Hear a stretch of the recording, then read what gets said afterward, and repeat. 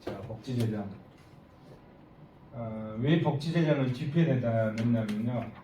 다른 책들은 복지재정이 앞에 있거든요. 기초이론 부분에 복지재정이 다 들어있어요. 근데 복지재정을 뒤에 넣습니다. 이게 맞는지 틀린지 저도 잘 모르겠어요. 그리고 복지재정도 제가 처음으로 붙여봤어요. 이름을 복지재정론 해가지고 처음으로 붙여봤거든요. 그래서 복지재정론 해가지고 6편에다 있는데 이게 사회복지와 관련된 사항들을 여기다 다 집어넣거든요. 자, 아까 말씀드렸듯이 공익을 추구하는 거잖아요. 우리 재정학은 공익을 추구하는 거고 사익이 아니라 공익을 추구하는 거고, 그럼 공익은 뭐예요? 공공의 이익이잖아요.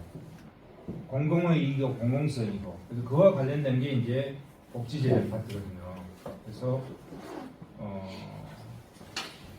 사회가 추구하는 목표가 결국은 복지일 것이다 생각하고 가장 뒤편에다가 중요하기 때문에 뒤에다 빼놨는데, 중요한 내용을 결국 이제 수업하다 보면 시간이 부족해서 설명을 다 못하고 진행하는 그런 경향이 있거든요. 어떤 내용들인가 봅시다.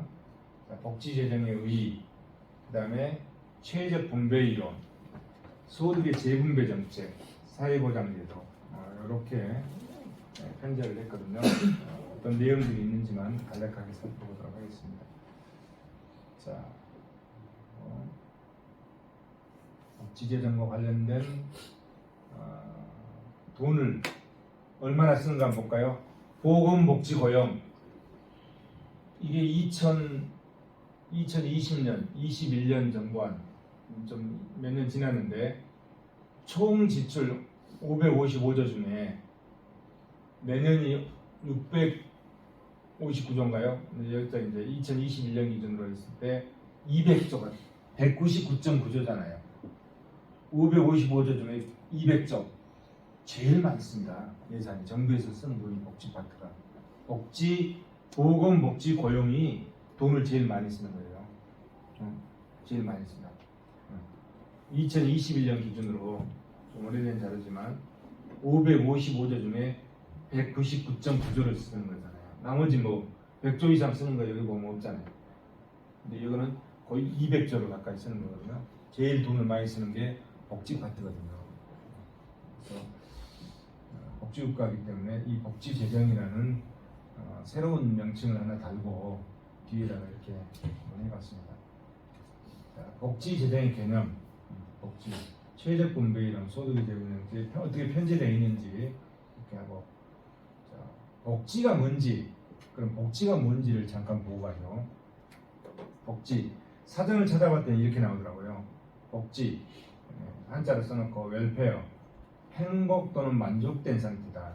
잘 조화된 바람직한 상태로 옮겨간다. 좋은 건강, 윤택한 생활, 안락한 환경들이 어우러져서 행복을 누릴 수 있는 상태다. 그래서 또 복지를 최근 몇 년간 이렇게 싸웠죠. 최근 몇십 년간 이렇게 싸웠죠. 보편적 복지나 선별적 복지냐, 우리가 보편적 복지를 해야 되느냐 선별적 복지를 해야 되느냐, 이걸 가지고 정치권에서 무수히 많이 지금도 싸우고 있는 거죠. 지금도 싸우고 있다. 그러면 보편적 복지가 뭐고 선별적 복지가 뭔지 개념만 한번 보죠. 보편적 복지, 소득 수준에 상관없이 모든 국민에게 복지 혜택을 제공하는 복지 형태다. 노르웨이, 덴마크, 벨기에, 스웨덴, 오스트리아, 핀란드, 헝가리. 예를 들어서 국민학 초등학생 무상교육을 하는데 부잣집 아들은 돈 받고 가난한 집은 무상교육, 이렇게 할 수 없잖아요. 중학교, 고등학교까지 무상교육, 이런 거는 다 뭐다? 보편적 복지였어요. 보편적 복지. 그러면 중학생들 도시락 싸와 가지고 학교에서 점심 먹다가 이제 다 점심을 제공해 준다고 가정해봐. 그런데 점심을 제공했는데 가난한 집, 중산층과 가난한 집 애들은 점심을 제공해주고 부잣집 애들은 점심을 제공 안 해준다. 이게 말이 안 되잖아요. 그런 건 이제 선별적 복지지. 그게 선별적 복지지. 말이 안 되는 거지. 그런 게 아니에요. 그렇잖아요. 보편적 복지 할 수밖에 없잖아요. 그런 거. 보편적 복지. 그래서 보편적 복지가 그런 선별적 복지하고, 그걸 잘못 시행을 하게 되면 오히려 더 사회 문제가 생길 수 있는 그런 게 될 수 있잖아요. 어떤 경우는 보편적 복지를 반드시 실행해야 되고, 근데 모든 분야에 다 보편적 복지를 해야 될 것이냐, 거기에 대해서 이제 논란이 있는 거죠. 선별적 복지는 뭐 소득 수준이 낮은 국민은 높은 복지 혜택을 주고 소득 수준이 높은 국민은 낮은 복지 혜택을 준다. 이게 이제 기본 개념이죠. 선별적 복지 이 기본 개념이죠. 기본 개념.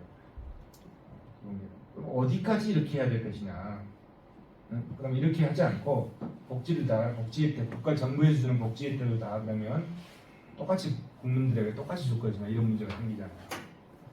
선별적 복지는 한국, 미국, 스위스, 아이슬란드, 아일랜드, 일본, 캐나다 떴습니다. 우리나라도 일종의 선별적 복지를 좀 하고 있다고 봐야 되겠죠. 보편적 복지가 전면적으로 다 시행된다. 그렇게 보기는 어려울 것 같아요. 뭐 생각하기에 좀 틀릴 수 있겠지만, 자, 보편적 선별적 복지 혼합체제, 독일, 멕시코, 이탈리아. 생산적 보편 복지 체제, 뉴질랜드, 스페인, 영국, 프랑스, 중국 이렇게.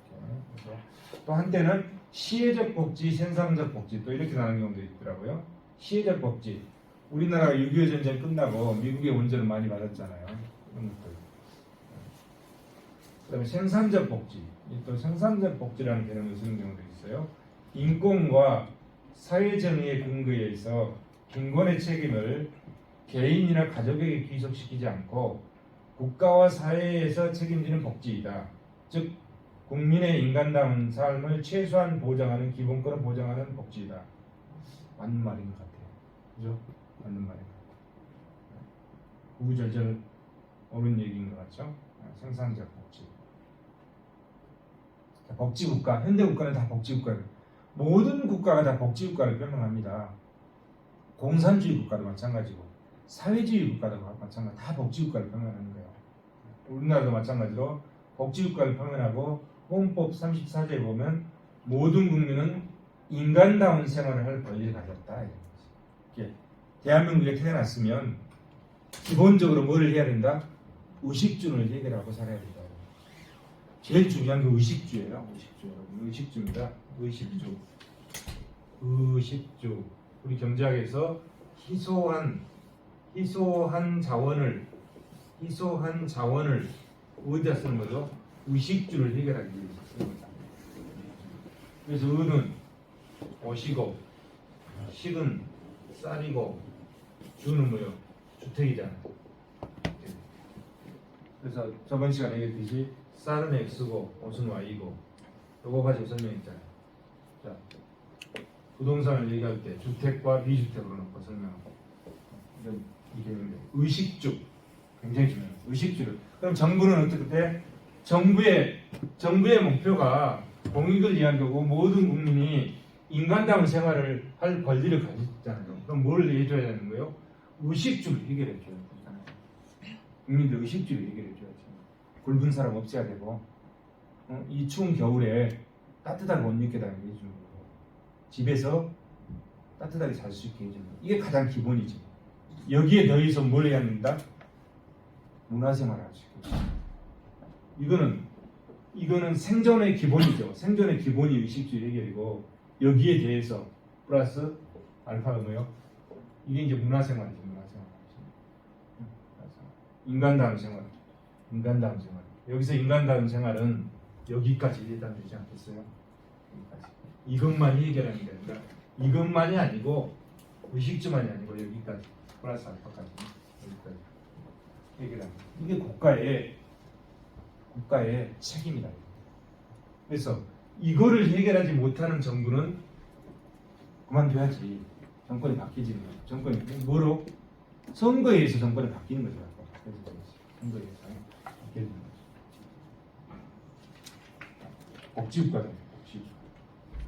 그래서 그와 관련된 사회보장제도들이 쭉 나오잖아요. 그 사회보장제도가 국가가 여러 제도와 기구를 통해서 국민의 기본적인 생활 수준을 보장하는 활동, 사회보장제도. 그 사회보장제도는 크게 두 가지로 나눠요. 사회보험과 공공부조로 나눈다. 사회보험은 국민연금, 건강보험, 4대 보험 나와 있죠. 관련된 쭉. 그 다음에 공공부조, 국민기초생활보장제도. 여기에 의해서 어르신들한테 30만 원씩, 지금 얼마 45만 원인가요? 지금 얼마인지 모르겠네. 네, 지급해 주는 거죠. 노래만으로 지급해 주다.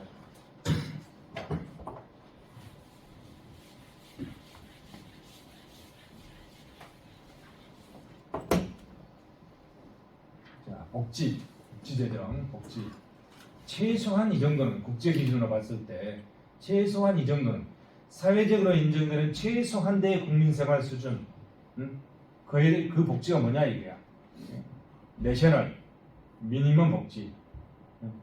첫째, 완전 고용의 달성과 유지. 둘째, 근로자 소득의 증대와 정부의 재분배 정책에 의한 생활의 안정화, 빈곤의 예방과 해소.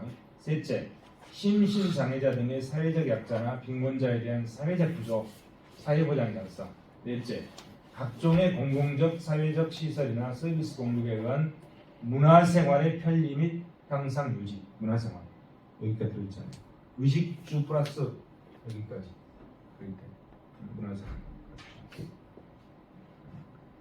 현대사회의 복지의 내용. 첫째, 사회보장의 중심이 되는 소득의 재분배. 둘째, 시장에서 공급되지 않은 공공재 및 서비스의 공급. 셋째, 환경의 보존과 공유의 제교. 넷째, 위험이나 불확실성에 대한 사회적 보험. 이런 것도 복지에 대한. 자, 그럼 복지 정책이 어떻게 변해 왔는지, 발전돼 왔는지. 영국의 국민법 17세기죠. 1600이다. 영국의 국민법. 자, 미국의 공황 때 경기진흥 및 불안 극복을 위해서, 자, 세계 대공황과 이에 계속되는 1930년대 대불황으로 저소득자 및 빈자를 위한 구매력 향상 대책과 이에 따른 총수요 촉진 정책. 가장 큰 정책의 의도는 경제 체제의 유지다. 이게 참 기가 막힌 표현이잖아요. 이 경제 체제의 유지는 자본주의 체제의 유지다. 다시 얘기하면 자본주의 체제. 자본주의 체제가 무너지는 거잖아요. 세계 대공황. 그런데 케인즈 경제학이 나오면서 경제 체제 유지. 오늘날 가장 큰 정책의 의도는 경제 체제 유지 취지에 근거하고 있다.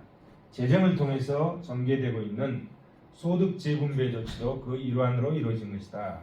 특히 공공경제 부문과 민간경제 부문으로 양분된 국민경제의 계획적인 발전을 이룩하는 동시에 국민적 후생의 증진, 최저한의 국민생활의 보장 등 사회복지의 중요성을 높여주고 있다. 사회복지의 중요성이 갈수록 증대되고 있다. 시장의 실패와 소득 분포의 불평등. 시장 경제에서 파레토 체적, 우리가 첫 시간에 공부했죠. 소비 측면의 생산의 효율성, 생산 측면의 효율성, 소비 측면의 파레토 효율성, 생산 측면의 파레토 효율성, 생산과 소비의 동시적 파레토 효율성. 이게 미시 경제학이죠. 시장 경제. 이게 시장 경제다. 근데 이렇게만 맡겨놓으면은 이거는 시장 균형이 이루어지는 거지 사회적 균형이 이루어진 게 아니다. 우리는 재정학을 통해서 뭘 보는 거죠? 공익을 보는 거고 사회적 균형을 본다. 사회적 균형. 공공경제. 파레토 체적 조건 공공경제에서 여기서는 MRS XYA, MRS XYB 같잖아요. 두 개 같죠. 사적 시장에서 시장 균형에서는 다 같아. 이것이 이거 미끄러잖아요. 다 같아. 근데 여기서는 더해지잖아요. 사면스 조건. 더해지는 거 설명서 있었죠. 더해지죠. 사면스 조건이에요. 사면스 조건. 국가의 재정활동, 즉 소득 재분배 조치가 용인되는 것은 현대의 자본주의 경제가 소득의 분배를 불평등하게 하기 때문이다. 아까 설명드렸던 기능적 분배를 통해서 시장에서 정말 기가 막히게 소득이 분배되는데 그것은 효율적인 분배일 뿐이다. 공평성이 결여된 거잖아요. 그래서 빈부격차가 엄청나게 생기는 거예요. 아까 말씀드렸잖아요. 한쪽 회사는 망해가는데 지금 어디? 저기서는 예대만이 금리 격차로 30억, 40억씩 연봉 가져간다. 이런 사회다. 원래 국민소득의 분배는 거의 모든 것이 생산 요소의 소유와 시장에서 가액에서 결정된다. 아까 기능적 분배로 된다 이런 얘기예요. 로렌츠 곡선은 소득의 불평등을 나타내고 개인 소득의 불평등을 조세나 이런 지출에서 시정하는 것이 현재적 재정이다. 불평등 해소, 소득의 불평등 해소. 여러분들은 세금을 많이 내고 살아야 돼요. 세금을 많이 내려고 목표를 잡았어요. 세금. 그러면 나의 소득은 내가 생각해봅니다. 1억 한 달에 1억 벌어가지고 3천만 원 세금 내고 7천만 원 남냐? 한 달에 500만 원 벌어가지고 100만 원 세금 내고 400만 원 남냐? 뭐 어느 게 나세요? 많이 벌어요. 세금도 많이. 세금을 많이 내는 목표를 가지고 그래야 국가도 부강해지고 여러분 가정도 부유해지는 거죠. 자, 최적 분배 이론. 여기서 최적 분배 나타나요. 최적 분배. 분배. 그럼 분배가 뭐냐? 자, 플라톤하고 아리스토텔레스 분배적 정의에 대해서 어떻게 얘기했나 한번 봅시다. 지금부터 몇 년 전이요? 2500년 전 얘기잖아요. 2400년도. 플라톤은 국가론에서 이렇게 얘기했어요. 통치자나 지배계층은 오로지 진리와 정의만을 추구해야 하며 타락을 방지하기 위해서 그들에게 사유재산을 인정하지 말고 철저한 공유재산 제도를 시행해야 된다. 지배계층은 뭐라고요? 재산에 욕심 부리지 말라. 진리와 정의만을 추구해야 된다. 재산에 욕심. 근데 자기 호주머니를 채우기 위해서, 공직자가 자기 호주머니를 채우기 위해서 부정과 비리를 저지른다. 사회주의 국가 같은 사형이지. 사형이지.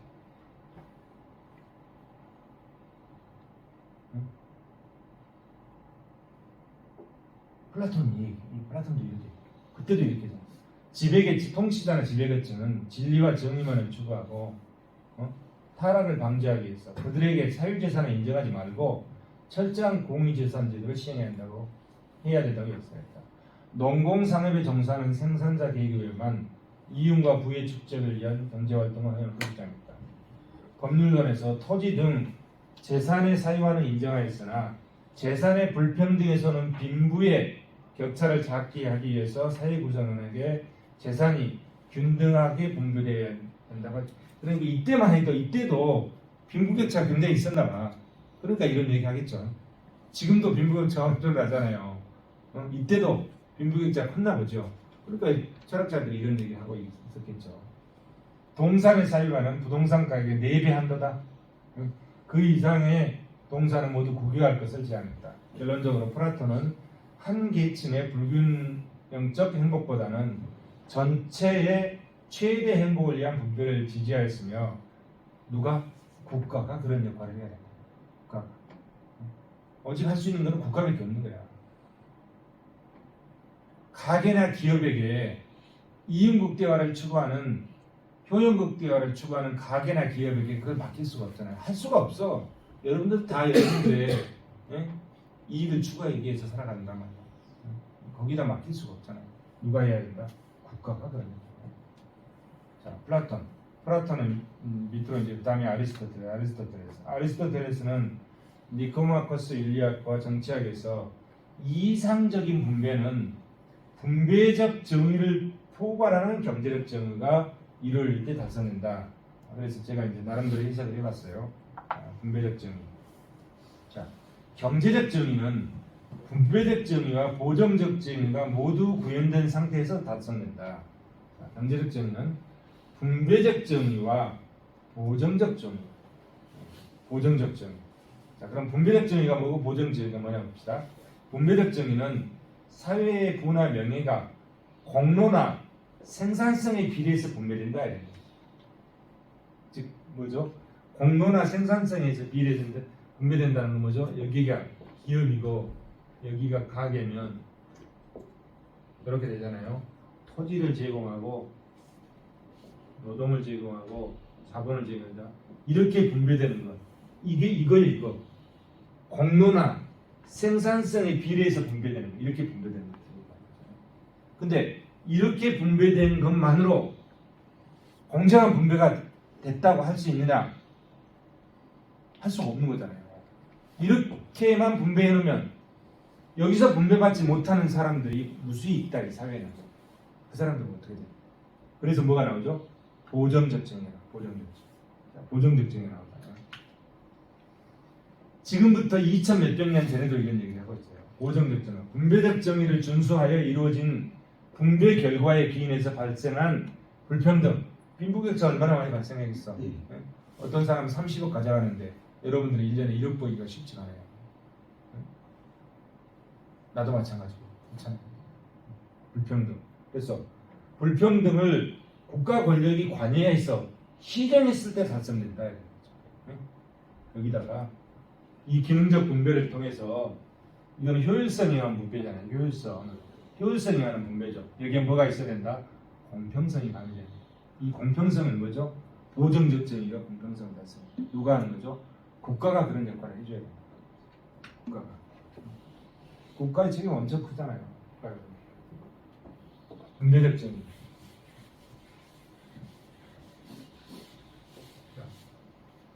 그럼 분배적 정의에 대해서 이제 경제적 정의가 분배적 정의를 포함해서 보정적 정의까지 이루어졌을 때 경제적 정의가 달성된다. 이제 이렇게 보는 거잖아요.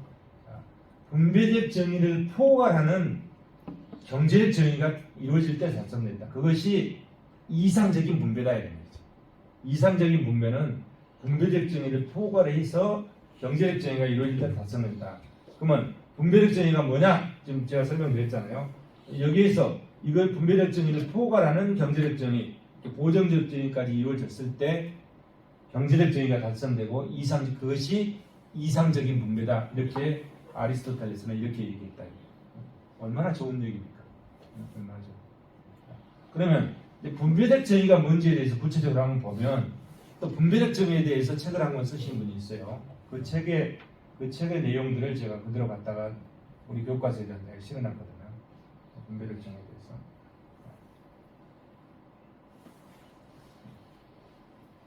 누구냐면 여기 세미얼 플레이셰커라는 미국의 학자인데 이분이 얇게 쓴 분배적 정의에 대한 그 내용을 제가 그대로 갖다가 요약해서 교과서에 좀 실었습니다.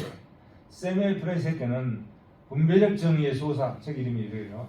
가난한 사람들이 자신의 생계를 요구할 권리가 언제부터 정의의 개념에 포함되느냐. 이게 뭔 말이냐면 옛날에 동사무소에서 가난한 사람들 동사무소에서 10만 원씩 막 준다. 그러면 10만 원 받으러 가잖아요. 동사무소에.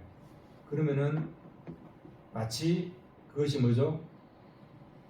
정부가 나한테 10만 원을 내가 불쌍하니까 동정해 주는 것 같은 느낌이 들어서 창피하다 이게 받으러 갈 때, 동사무소 갈 때. 응? 내가 그런 느낌이 있는데 이제는 그게 아니다. 그게 아니고 여기서 얘기하는 분배적 정의는 뭐냐면 정부에서 지급해 주는 그 10만 원. 그러니까 정부에서 이제 요즘 같으면 노령연금으로 어르신들한테 30만 원 조금 올랐을 거예요. 지급해 주잖아요. 그것이 어떤 정에 의한 보전이 아니라 당연한 권리다 이런 거예요. 당연한 권리. 이렇게 국민의 입장에서 국가로부터 받아야 되는 그 동정심이 아니라 그거는 뭐다? 당연한 권리다 이거야. 그것이 권리다. 이렇게 그 돈을 정부로부터 그 돈을 받을 때 부끄러움을 탓할 이유가 없이 나는 당연한 권리를 받는 거다 정부로부터. 그러면 그 권리라는 것이 언제부터 그것을 이 정의의 개념 속에 그 권리를 넣어준다 이런 얘기죠. 언제부터냐. 굉장히 중요합니다. 이거 복지정책을 표현한 거예요. 그렇잖아요. 그러니까 정부에서 지급해 주는 거는 당당하게 받을 권리가 있다 이거. 응? 예를 들어서 자 내가 장애자인데 일을 못해. 그럼 정부에서 보조금을 받아서 살잖아요. 그건 당연한 권리다 이거야. 인간다운 생활을 할 수 있는 그건 동정심으로서 받는 게 아니라 내가 대한민국 사회에서 살고 있는 이상은 당연한 것이다. 그것이 뭐다? 정의다. 정의. 개념 자체가 틀려졌잖아요. 동정심으로부터 뭐다? 권리로 바뀌었다. 권리로 바뀌었다. 그거에 대해서 연구에서 쓴 게 세미얼 플레이셰커의 분배적 정의의 소사라는 책이에요. 그 책에 보면 나오잖아요. 자, 분배적 정의가 두 가지 형태로 존재한다. 두 가지 형태로 존재한다. 분배적 정의. 하나는 아리스토텔레스부터 아담 스미스까지 지속된 분배적 정의. 그건 뭐냐면 공로와 생산성에 의해서 분배되는 거예요. 아까 기능적 분배 이런 것들이에요. 응? 이런 거. 가난한 사람들의 권리를 뒷받침해 주지 못한다. 이들의 이론에 의해서는 가난한 사람들의 권리를 뒷받침해 주지 못한다. 가진 자들의 자선, 선의에 맡겨져 비강제적이다. 내가 돈 받는 거는 동사무소 가서 10만 원 받는 건 뭐다? 자선이다. 자선.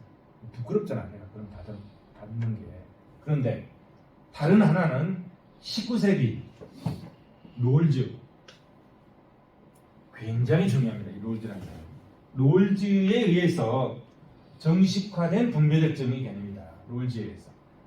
이거는 뭐냐면 분배받을 권리가 분배적 정의 개념에 스며들기 시작했다.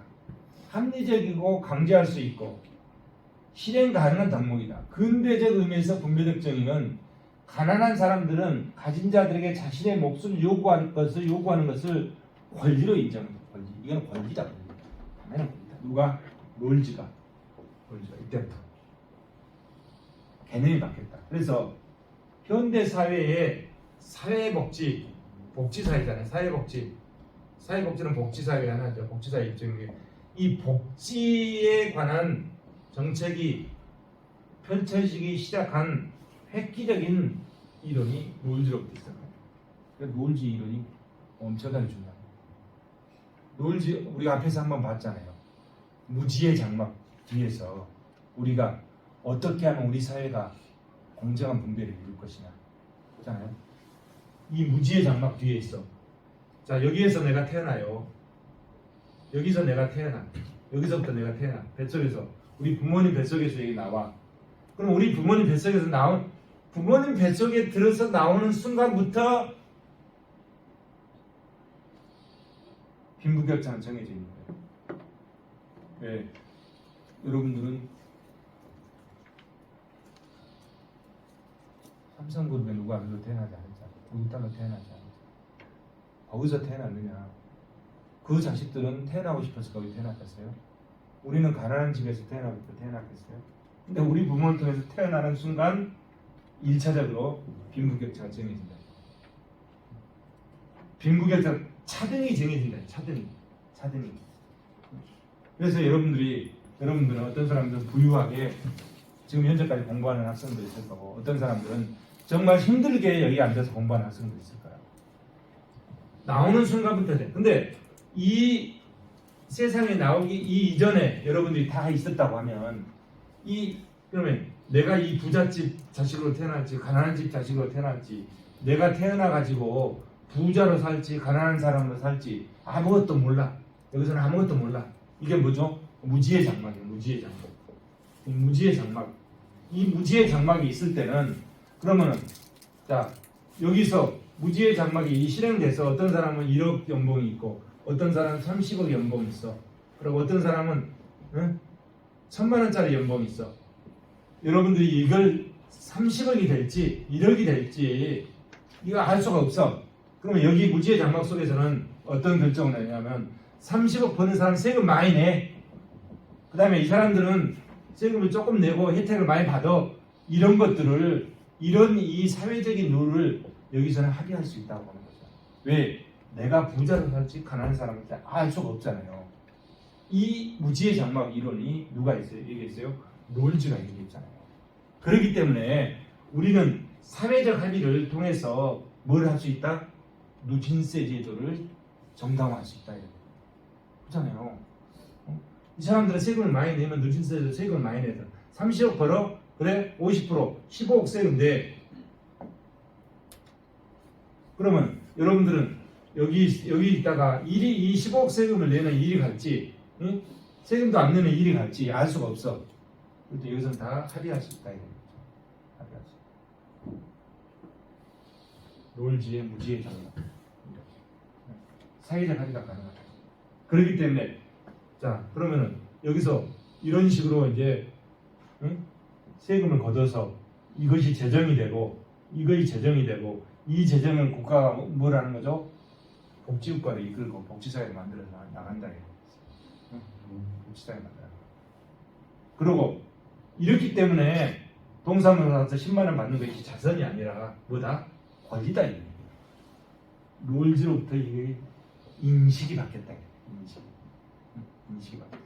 이 롤즈로부터 바뀐 인식이 우리나라는 언제 도입됐습니까? 동사무소 가서 10만 원 받는 것이 자선이 아니라 권리다. 2000년도에 도입됐어요. 2000년.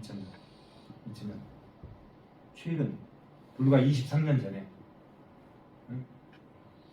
그거 도입하는데도 여야가 엄청나게 싸웠잖아요. 이것이 보편적 복지냐, 선별적 복지냐, 이걸 해야 된다, 안 해야 된다. 근데 벌써 누가 19세기 롤즈 이거에 의해서 현재 복지사회예요. 복지 정책들이 쫙 펼쳐지고, 제가 조금 과장해서 표현했는지 모르지만 굉장히 중요한 내가 봤을 때 굉장히 중요해요. 그 내용이 나오면 이 책에 나와요. 그래서 우리 교과서에도 복지재정의 앞부분에 실현했어요.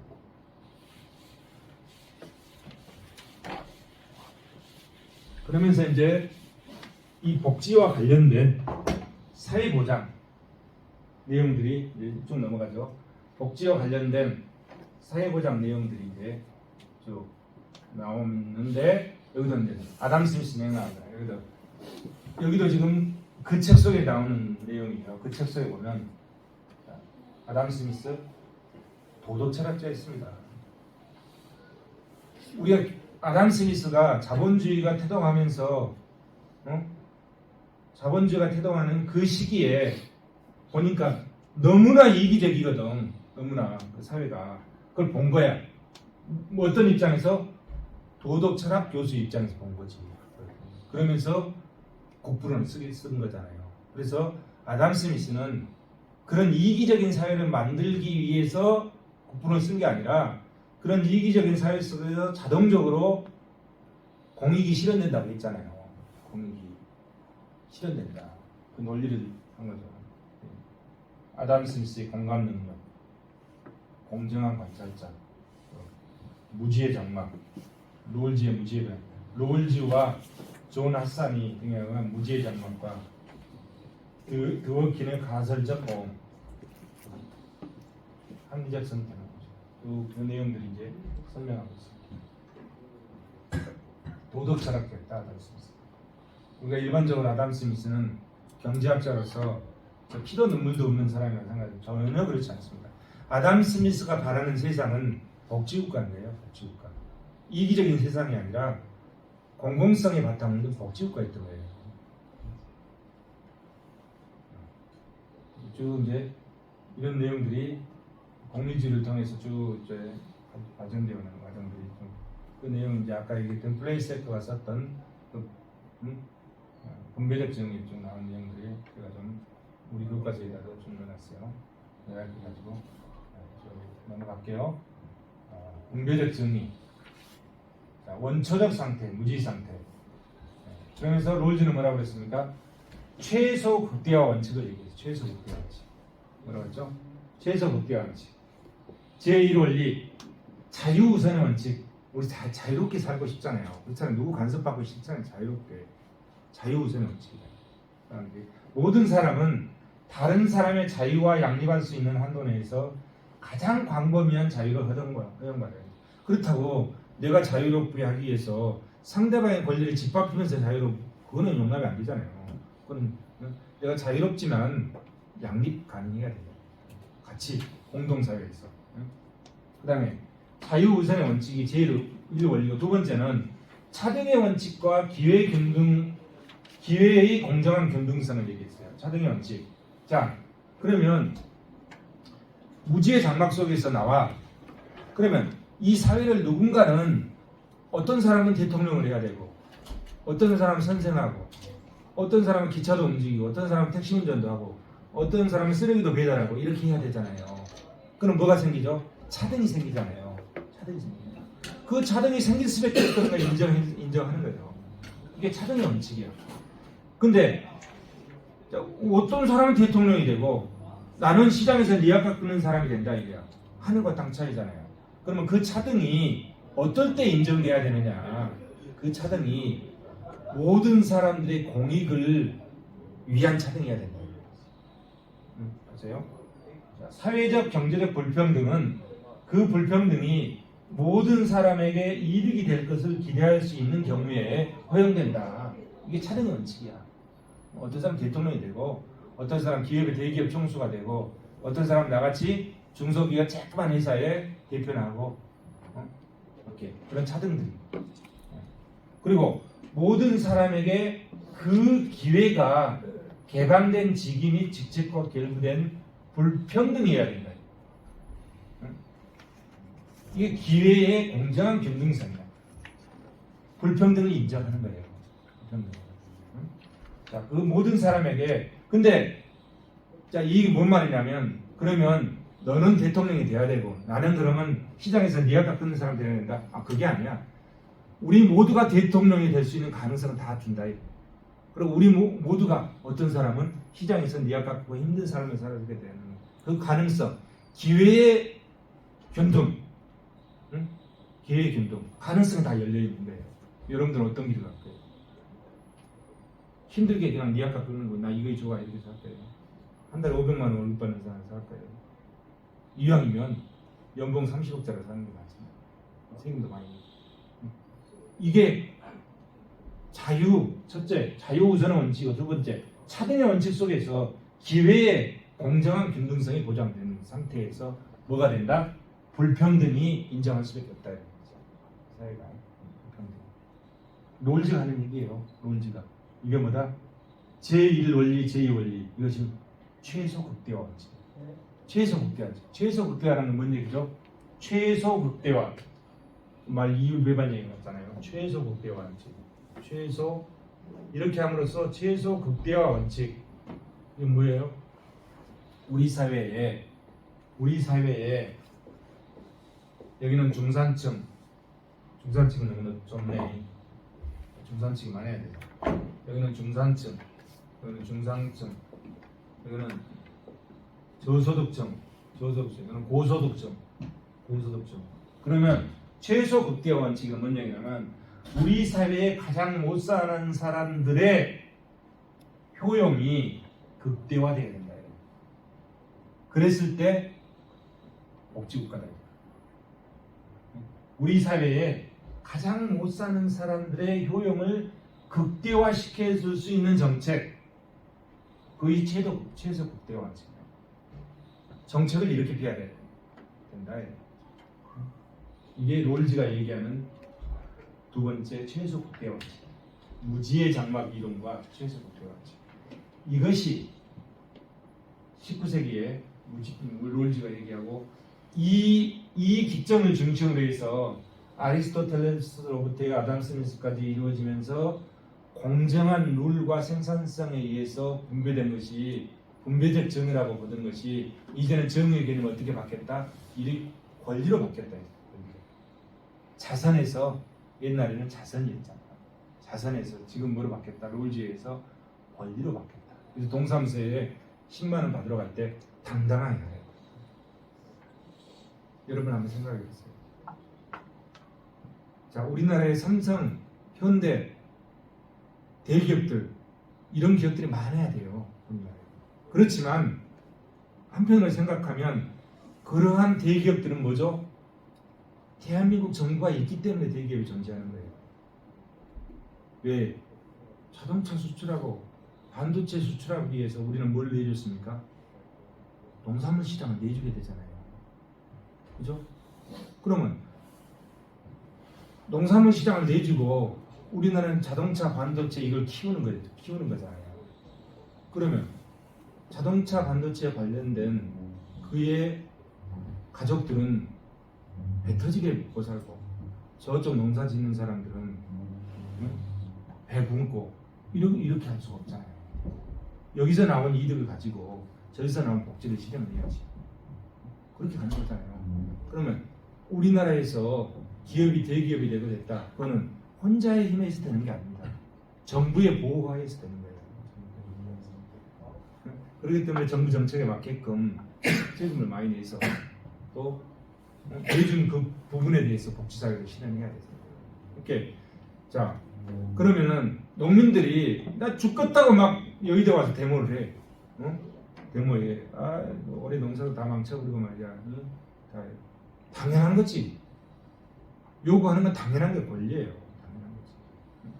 그 사람들은 왜 우리나라 전체가 먹고 살기 위해서 반도체 시장 수출하고 자동차 수출하고 선박 수출하고 하기 위해서 저쪽은 다 내줬잖아요. 효율성 때문에 내줬죠. 그러면 그 들어온 정부는 뭘 해야 되죠? 세금을 걷어서 복지국가를 실현해 줘야지. 그 사람들이 와서 데모하는 건 당연한 거예요. 데모를 하지 않도록 정부가 정책을 제대로 펴야지. 제대로 펴야 되는 거죠. 이게 뭐다? 자선이 아니라 이보다 권리다.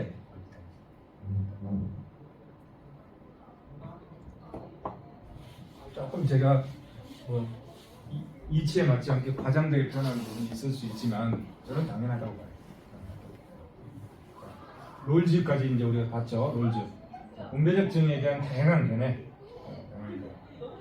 자유주의. 그러면 이거에 대해서 자유주의 사고를 가진 사람들은 어떻게 생각하는지, 분배에 대해서 분배적 정의에서 어떻게 생각하는지 쭉 쓰는 거예요. 다 그 사람들의 논리들이 다 있잖아요. 이거는 뭐냐면 제가 봤을 때는 그 시대 상황에 맞았던 이론들이에요. 그 시대 상황. 그 시대 상황은 이게 맞았던 거예요. 또 그 시대 상황은 저것이 맞았던 거예요. 그러면서 현대화에서는 이게 전부 자유주의가 전부가 아니고 또 롤즈의 생각만이 전부가 아니고 어느 하나가 전부가 아니다. 그 시대의 상황에 맞게끔 논리와 이론들이 개발해 왔고 그 시대에 어떤 문제점들이 생기면 거기에 대한 해결책들이 머리 좋은 사람들이 만들어내서 그 문제를 다 해결했단 말이에요. 그리고 인류 역사가 지금까지 쭉 이어오잖아요. 그럼 지금 시대에는 지금 시대에 맞는 문제점이 있고 거기에 맞는 해결책도 있어야 되잖아요. 그렇기 때문에 어느 하나가 옳고 그르다고 얘기하는 게 아니라 자유주의에 대해서 옳고 그른 게 있고 또 공리주의에 대해서 옳고 그른 게 있고 평등주의에 대해서 옳고 그른 게 있잖아요. 그래서 그런 것들을 종합적으로 우리가 이해를 해야 편견에 빠지지 않고 지금 입장에서 보편적이고 합리적인 생각을 해낼 수가 있잖아요. 저는 그렇게 생각합니다. 그래서 쭉 자유주의자들이 얘기하는 것 귀한 내용들이에요. 공평성에 관한 개념에 대해서 기타 개념, 보수의 공평성, 보장의 균등성, 비용 부담의 공평성. 빈부격차 그럼 왜 발생하냐? 심리시설, 환경성, 절충설. 쭉 넘어갑니다. 소득의 불평등이 왜 발생하느냐? 넘어가죠. 그러면 소득의 불평등이 발생하는데 뭘 보고 우리가 소득이 불평등하다고 할 수 있느냐 이런 얘기죠. 그 척도가 뭐냐 이거지. 척도가 로렌츠 곡선으로 판단한다. 로렌츠 곡선. 진위계 수. 구체적인 거는 여러분들 읽어보시고 10분위 분배율, 엑슨 지수, 파레토 계수, 공리주의의 최적 분배율, 공리주의, 에지오스의 최적 분배율, 공리주의. 그다음에 호칭한 로제스의 최적 분배율, 서로우의 최적 분배율, 보험설적 최적 분배율, 롤즈의 최적 분배율. 다시 한번 나오잖아요. 제가 봤을 때 롤즈께 굉장히 중요한 것 같아요. 롤즈께. 그다음에 왜 그러냐면 획기적인 한 선을 그은 것 같아요. 자선의 개념에서 권리의 개념으로 정의의 개념 속에 권리가 들어갔잖아요. 공정한 사회가 뭐냐 그러면 공리주의의 분배적 정의, 공리주의의 분배적 정의가 롤즈의 분배적 정의로 바뀌었다. 공정한 사회는 최소 극대화 원리를 준수할 것을 합의하는 사회다. 롤즈가 봤을 때 최소 극대화 원리는 뭐라고 했습니까? 여기 나오죠. 사회적으로 가장 열의한 처지에 있는 소득계층의 후생을 극대화하는 문제. 이 최적 재분배다. 최소 극대화 원리는 다른 재분배 정책과 비교할 때 경제적 약자를 배려하는 장점이 뚜렷하다. 자선의 개념에서 뭐로? 권리의 개념. 그걸 쭉 설명하고 있습니다. 롤즈의 구체적으로 설명하고 있죠. 넘어갑니다. 흐름만 제가 이제 설명하고 넘어갑니다. 그 다음에 이제 소득의 재분배 정책. 그럼 구체적으로 소득의 재분배 정책들이 어떤 것들이 있는지 한번 보는 거죠. 자, 재분배 정책, 재분배 정책 수단 나오죠. 일반 조세제도, 세금을 통해서 재분배 정책을 할 수 있잖아요. 예, 30억 번 사람은 누진세에 의해서 세금을 많이 내게 하는 거잖아요. 그거를 너는 부자이니까 세금 많이 내. 물론 틀린 말은 아니죠. 근데 그렇게 설득하면 설득이 안 되잖아요. 부자이니까 세금 많이 내. 내가 호주머니에서 돈 내고 싶은 사람이 어디 있겠어. 그렇잖아요. 그러나 아까 롤즈의 개념으로 설명하면 명쾌하잖아요. 명쾌하잖아요. 롤즈의 개념. 사회복지제도, 그다음에 부의소득세제도, 근로장려세제. 이 부분을 설명을 해야 되는데 이 부분이 시간이 많이 걸리니까 뭐가 있는가 보고 넘어갑시다. 재분배 정책을 찬성하는 것, 재분배 정책을 반대하는 입장, 소득의 빈곤성 결정의 문제, 재분배 정책 수단 분류만 볼까? 재정적 재분배 정책, 비재정적 재분배 정책, 기회균등 재분배 정책, 조세를 통한 재분배 정책 굉장히 중요하죠. 조세를 통해서 누진세 제도를 통해서. 그다음에 정가, 누구가 조세를 부담하느냐, 정가와 기착의 문제를 통해서. 그다음에 사회보장 제도를 통한 재분배. 자, 공공투자 지출, 사회서비스 제공, 사회보장 지출 여기 나오죠. 정부 지출 중에 사회보장 지출. 사회보장 지출은 사회보험제도와 공공부조제도가 있잖아요. 이 두 개의 틀로 지금 구성되어 있습니다. 사회보장제도 4대 보험이죠. 국민연금, 고용보험, 건강보험, 산재보험. 그 다음에 공공부조제도, 국민기초생활제도. 여기에 의해서 어르신들 30만 원 줬잖아요.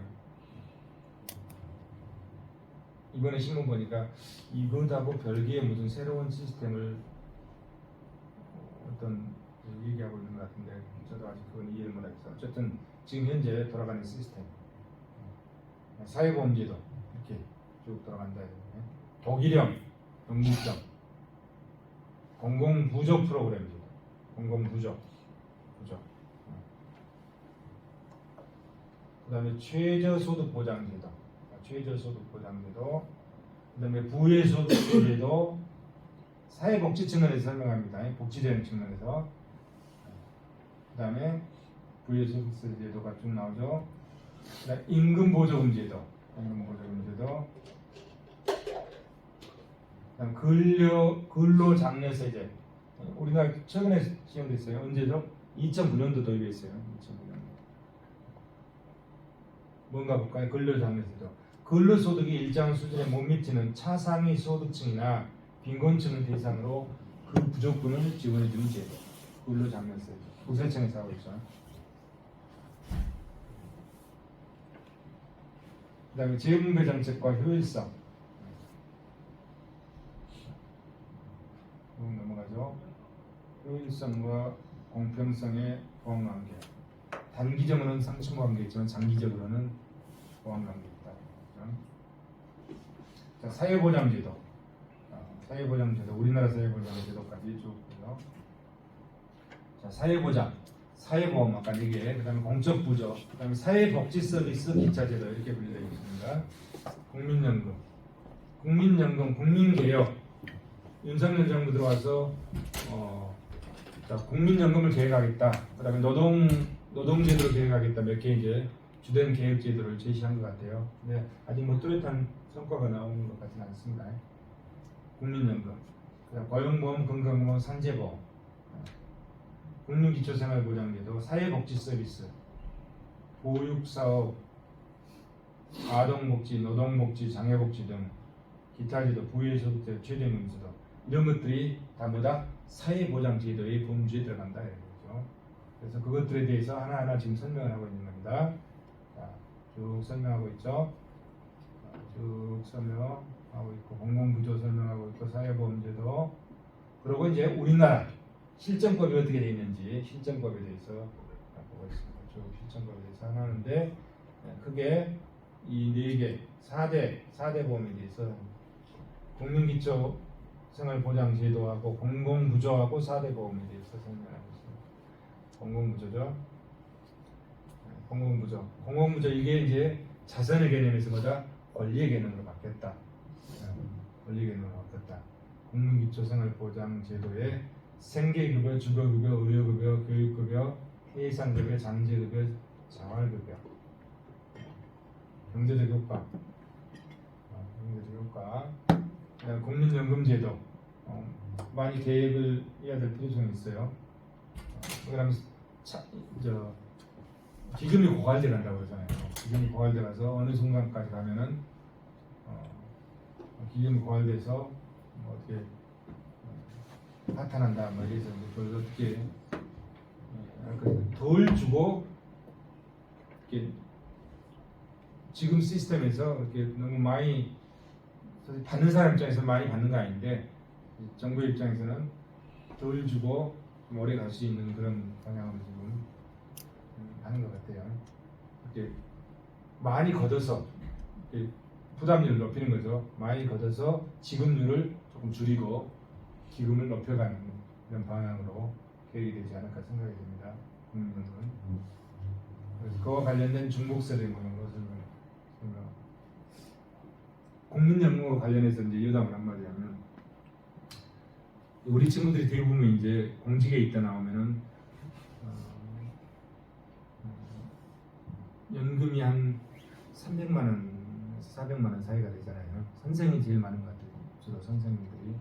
그리고 공직자들 한 300만 원 내야 되고. 저 같은 경우 이제 공직에서 일찍 나와가지고 국민연금을 들었거든요. 공무원연금이 아니죠. 그렇게 교직원연금, 공무원연금, 국민연금 들었는데 저 같은 경우는 평생을 이제 국민연금 들었는데 얼마를 받냐면 이제 60세에서 63세로 들어서 158만 원 정도를 받더라고요. 이게 교육 공무원, 그 다음에 일반 공무원들보다 국민연금을 받는 나 입장에서 보면 반절, 굉장히 낮죠. 낮죠. 반절 정도밖에 안 되는 것 같아요. 반절 정도. 국민연금으로 국민연금 쭉 나오고 그다음에 뭐가 나오죠? 국민연금에 대해서 설명 쭉 나오죠. 국민건강보험제도, 국민연금, 건강보험제도, 그다음에 고용보험제도, 그다음에 산재보험제도, 최저임금제도.